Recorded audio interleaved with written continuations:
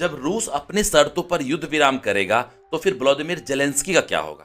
क्या वो सरेंडर करेंगे या फिर यूक्रेन के किसी एक टुकड़े का प्रेसिडेंट बन के रहेंगे या फिर यूक्रेन से भागकर किसी और देश में शरण लेंगे?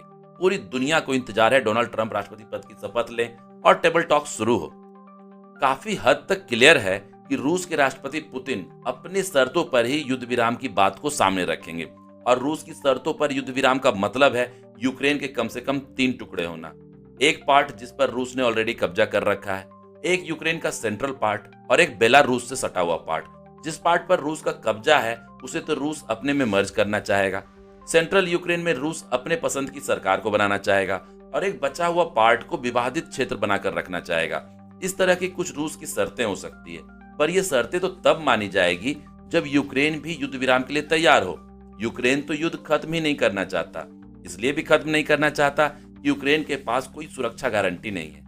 सुरक्षा गारंटी ले भी सकता है तो सिर्फ अमेरिका ही ले सकता है। किसी और देश की सुरक्षा गारंटी का कोई फायदा नहीं मिल पाएगा यूक्रेन को, क्योंकि उसकी लड़ाई रूस से है। अमेरिका से सुरक्षा गारंटी की आशा इसलिए कम है कि अब अमेरिका में डोनाल्ड ट्रंप की सरकार बस आने ही वाली है और डोनाल्ड ट्रंप के स्टेटमेंट से लग नहीं रहा कि वो यूक्रेन को सुरक्षा गारंटी दे पाएंगे। और बिना सुरक्षा गारंटी के यूक्रेन अगर युद्ध विराम के लिए तैयार हो जाता है तो ये एक तरह का सुसाइड ही होगा, जो कि यूक्रेन या यूं कहें जेलेंस्की कभी नहीं करेगा। जेलेंस्की तो ट्रंप को मनाने में लगा है कि वो भी जो बाइडेन की तरह ही यूक्रेन का साथ दें ताकि युद्ध को और खींचा जा सके। यूक्रेन के साथ तो दुनिया ने मजाक जैसा किया है। यूक्रेन नाटो में शामिल होना चाहता था, रूस ने इसी वजह से यूक्रेन पर आक्रमण भी कर दिया। इतने सालों से यूक्रेन बस तबाही झेल रहा है। नाटो में इसलिए शामिल होना चाह रहा था कि अमेरिका की सुरक्षा गारंटी मिल जाती इसी बहाने। अब अमेरिका खुद ही नाटो से अलग होने की बात कर रहा है। यूक्रेन को कितना ठगा सा महसूस हो रहा होगा कि जिस नाटो के मेंबर बनने के चक्कर में बर्बाद हो गया यूक्रेन, उस नाटो का एग्जिस्टेंस खुद खतरे में। अमेरिका के बिना नाटो कितना पावरफुल होगा आप खुद सोच सकते हैं। तो मिला जुला के ये कहा जा सकता है यूक्रेन के नाटो में शामिल होने के चांसेस ना के बराबर हैं। तो अब यूक्रेन के पास ऑप्शन क्या बच जाता है? एक तरफ डोनाल्ड ट्रंप के आते ही एक्सट्रीम प्रेशर बनेगा कि युद्ध विराम हो जाए और दूसरी तरफ यूक्रेन की जमीनों को लगातार कब्जा करता जा रहा है रूस।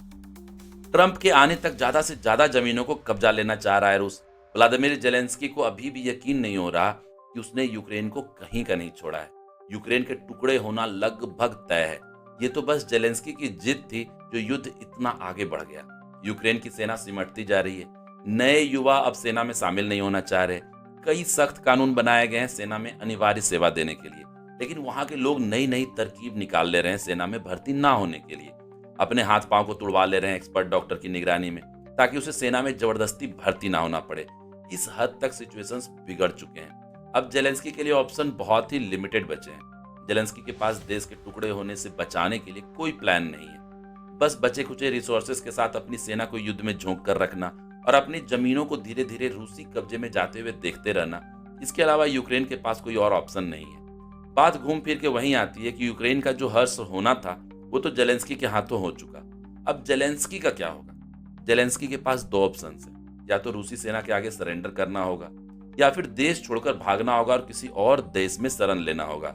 ये दोनों ही ऑप्शंस यूक्रेन की किस्मत को नहीं बदल पाएंगे। वीडियो को लाइक कर दें, चैनल को सब्सक्राइब कर दें, बेल आइकन को जरूर दबाएं। आपका इतना सपोर्ट हमें और ज्यादा प्रेरित करेगा और अच्छे कंटेंट आप तक लाने के लिए। धन्यवाद।